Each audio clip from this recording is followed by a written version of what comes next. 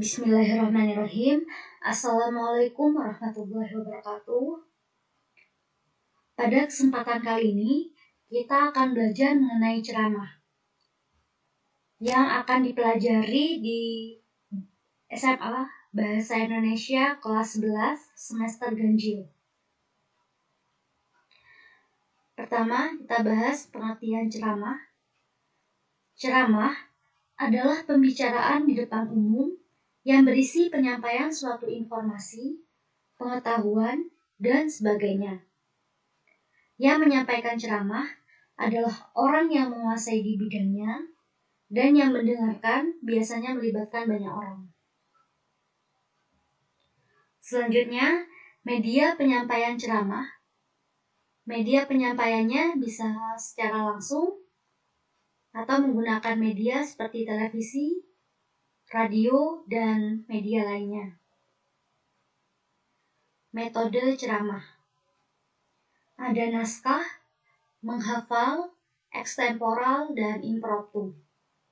Dari keempat metode ceramah ini mempunyai kelebihan dan kekurangannya masing-masing. Naskah, metode berceramah menggunakan teks. Kelebihannya yaitu lancar dan mudah menyampaikan ceramah, lebih sistematis dan tidak ada yang terlupakan. Namun mempunyai kekurangan yaitu ditakutkan terpaku pada teks sehingga menciptakan suasana yang kurang efektif dalam berceramah. Kedua, menghafal. Metode berceramah dengan menghafal naskah ceramah yang akan dibahas. Kelebihannya yaitu melatih daya ingat dan mendapatkan perhatian audien atau pendengarnya. Kekurangannya, apabila demam panggung, biasanya apa yang telah kita hafal akan hilang atau lupa. Dan jika hafalan melenceng dari pembicaraan, dapat membingungkan. Ekstemporal, metode berceramah dengan menggunakan catatan kecil yang berisi poin-poin penting yang akan dibahas. Kelebihannya, materi yang diungkapkan secara sistematis dan dapat mengekspresikan kata-kata. Kekurangannya yaitu haruslah pintar-pintar dalam menyusun kata, karena hanya disiapkan berupa catatan kecil yang berisi poin-poinnya saja. Selanjutnya yang terakhir, impromptu, metode berceramah tanpa menggunakan teks dan bersifat spontan. Kelebihannya yaitu dapat mengekspresikan kata dalam berceramah, namun kekurangannya yaitu apabila kita kurang pengalaman berceramah dan kurang literasi atau pengetahuan mengenai apa yang disampaikan, maka bisa saja kita kehabisan kata sehingga kita bisa terdiam mematung atau pembahasannya bisa melenceng dari tema.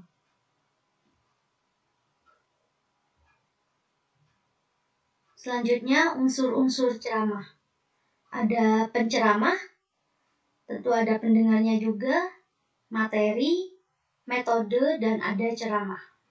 Ada media, maaf. Selanjutnya, manfaat ceramah.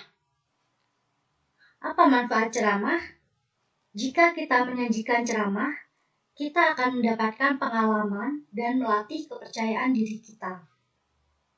Sedangkan apabila kita sebagai pendengar, maka kita dapat menambah wawasan dan informasi.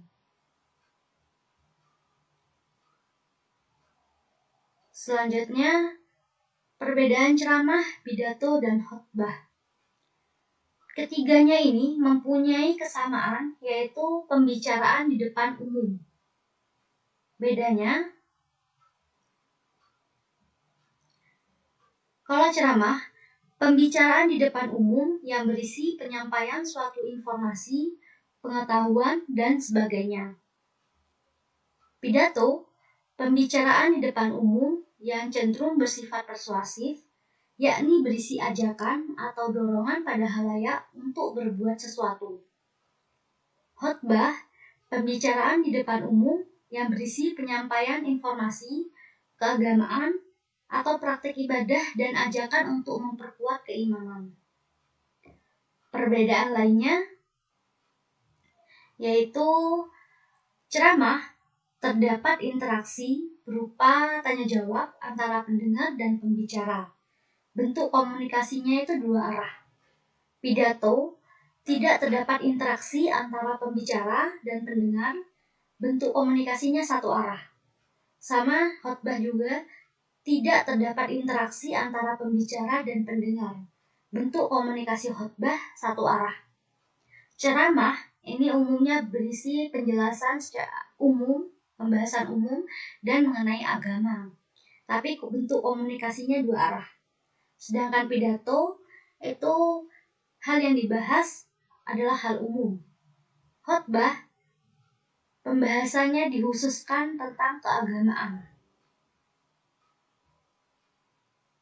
Selanjutnya, struktur ceramah.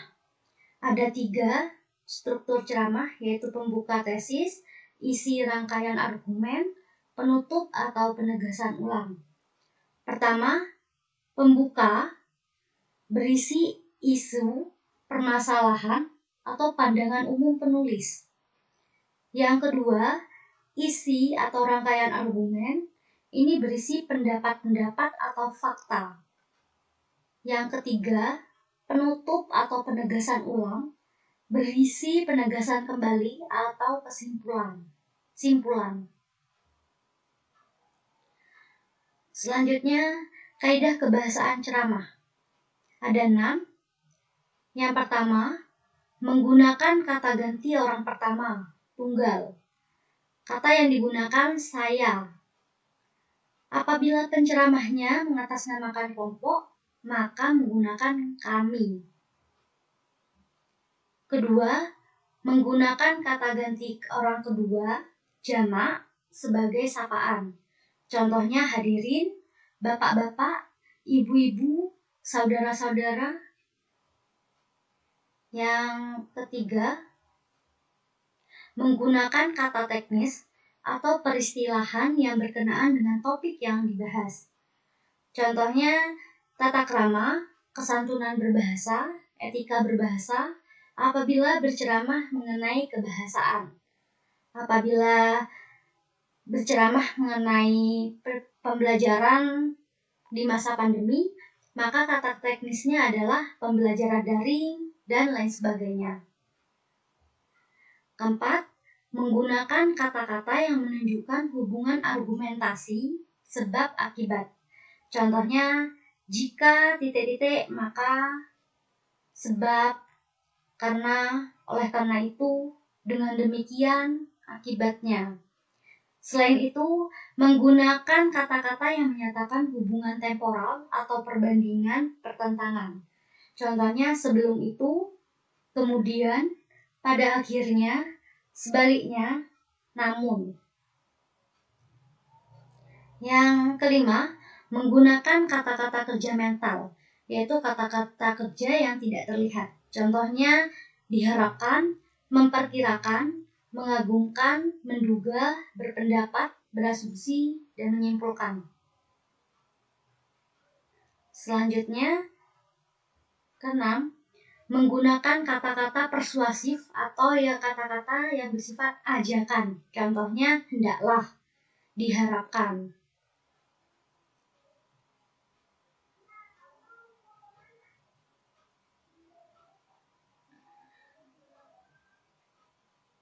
Sekian, terima kasih.